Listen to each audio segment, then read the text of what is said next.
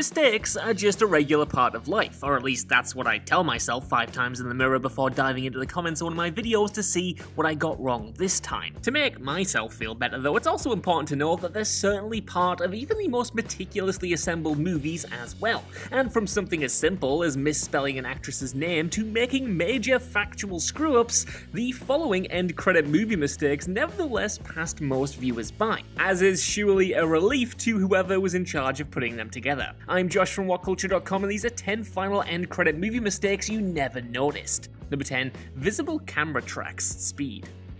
Speed is one of the most exhilarating action movies of all time, such that you'd be absolutely forgiven for missing a glaring mistake hidden in plain sight right at the start of its end credits. As Jack and Annie make it to safety as the movie ends, we slowly pan out to survey the aftermath of the train derailment on Hollywood Boulevard. If you keep your eye on the left-hand side of the screen though, you'll notice something mildly immersion-breaking in the background. As clear as day, we can see a dolly track laid on the floor, which is especially interesting as the scene doesn't actually contain any shots which would seem to require the use of a dolly. Perhaps that footage wound up on the cutting room floor or something else. The shot itself is admittedly quite busy, and the filmmakers were clearly banking on you being too focused on the names passing by to check the background in too fine a detail.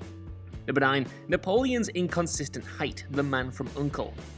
Guy Ritchie's cult classic spy flick The Man from U.N.C.L.E. boasts a glossy, stylish end credit sequence which shows off dossier-style profiles of all the main characters. This includes protagonist Napoleon Solo, whose sloppy dossier contains contradictory information about the man's height of all things. Though the booking photo of Solo makes it clear that he stands a towering 6 feet 4 inches, a paper of sheet that flashes briefly across the screen lists his height as only 6'1". For clarity, Henry Cavill's actual height is just under 6'1", so the paper is admittedly more accurate than the photo. But this isn't the only careless gaffe in the credits. Ilya Kuryakin is said to have an exceptional chess ELO rating of 2401, of 2,401 points, despite the fact that the ELO rating system wasn't actually adopted by the World Chess Federation until 1970, 7 years after the film is set. Now it's clear that a wealth of effort went into devising this flashy end title sequence, but it all falls short of perfection where the finer details are concerned. Number 8. No love for Travis Barker, American Pie. Blink-182 made a brief yet memorable appearance in smash hit comedy American Pie, playing a garage band who tune in to watch Jim's infamous live-streamed liaison with overseas exchange student Nadia. Yet despite already having 3 albums to their name, including the phenomenally successful 1999 record Enema of the State, the trio weren't actually all adequately credited. Though Mark Hoppus and Tom DeLonge were correctly named, drummer Travis Barker was nowhere to be seen, with the third member of the band listed instead as Scott Rayner. Of course, if you know your Blink history, you'll recognize Rayner as the band's original drummer who had been fired the year prior. That wasn't all though, perhaps proving that somebody on the production had a bit of a vendetta against Barker. When the band are credited for the song Mutt later in the credits, Barker's surname is incorrectly spelled as Barker. Yeah, someone definitely hated this dude. Number 7. That Isn't Mars, Bill and Ted's Bogus Journey. Bill and Ted's Bogus Journey concludes with a ludicrously entertaining end credits sequence, detailing how the duo became global megastars as the Wild Stallions and fulfilled their destinies to help unite the world. A series of headlines detail the band's amusingly over-the-top triumphs over the years, including their becoming the first band in history to play on Mars. However, the scientists among you might notice that the image of Mars placed behind the newspaper isn't actually Mars at all, but Jupiter's moon Io. Presumably, a member of the production team simply grabbed the first image of a celestial body that they could find and tinted it orange, despite this hilariously being noticeable to any science buffs watching. Number 6. Michael Myers' incorrect age, Halloween 1978. Halfway through John Carpenter's inimitable horror masterpiece Halloween, Dr. Loomis says out loud that Michael Myers was just 6 years of age when he murdered his teenage sister Judith. Now, with the bulk of the movie being set 15 years after this event, some quick maths confirms Myers to be 21 years old during his present-day killing spree. Which, to be honest with you, I've never actually thought about. In my head, I always pictured him as an older dude under the mask, even though that obviously wouldn't make sense in the timeline. Anyway, whoever wrote the end credits clearly had other ideas as well, as Tony Moran, who briefly played the unmasked version of Myers in the film, is billed as playing the character at age 23. Hilariously, this mistake also carried through to the sequel 3 years later, where Moran appeared via archive footage from the original movie and was once again credited as a 23-year-old Michael. Why he wasn't just credited as unmasked Michael Myers or something is anyone's guess though, honestly. Number 5. Forgetting to include a copyright indicator, Night of the Living Dead.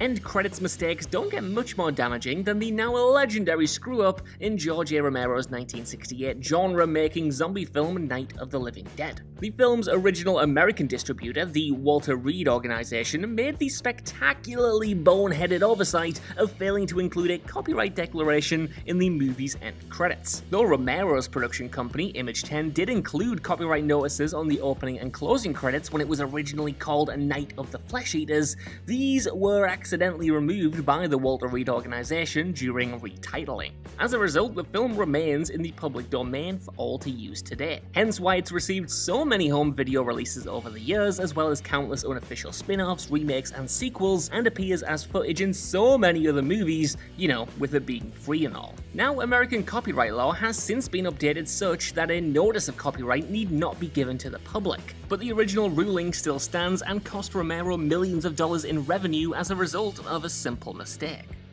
Number 4. Kate's fiance has the wrong name for one very dark reason: Terminator 3: Rise of the Machines. You might remember that Terminator 3's heroine, Kate Brewster, actually had a fiancé called Scott, who gets murdered and impersonated by the TX. Though a cop in the film refers to him as Scott Mason, the movie's end credits erroneously list him as Scott Peterson. Now, there is a curious, disturbing history to this mistake though, as it wasn't just a case of an intern copying the wrong surname down off a call sheet. In Terminator 3's script, Kate's boyfriend was indeed called Scott Peterson, though when the production realized that his name was extremely similar to Scott Peterson, the only difference there being an E instead of the O in Peterson, by the way, a man who murdered his pregnant wife in late 2002, the decision was made to change the name to avoid the association. Considering that Terminator 3 wrapped principal photography several months prior to the murders and the cop's dialogue clearly wasn't dubbed over in post-production, it is safe to assume that the scene was reshot before the film's eventual release. Despite this effort, however, somebody forgot to change the credits to match the new name. Number 3. The Camaro driver is actually driving a Pontiac Firebird, Wonder Woman 1984. Almost immediately after Wonder Woman 1984 shifts from its lengthy prologue sequence to the present day, we see Diana saving a jogging woman from being hit by a reckless driver in a flashy sports car. In the movie's end credits though, actors John Busey and Patrick Gover are listed as Camaro driver and Camaro passenger respectively, which might seem fine, except that anyone with a more than basic knowledge of cars will probably realize that the car in question isn't a Camaro at all. Clearly, it's a Pontiac Firebird, with the iconic Pontiac album even in clear view in the front of the car in numerous shots. Come on guys, it was right there. Number 2. The copy and paste CGI extras. Okay, so brace yourself for truly one of the strangest and most fascinating mistakes in any movie's end credits ever, as was very kindly submitted to us by a watcher of the channel, Quinlan Chapman, to share with you all.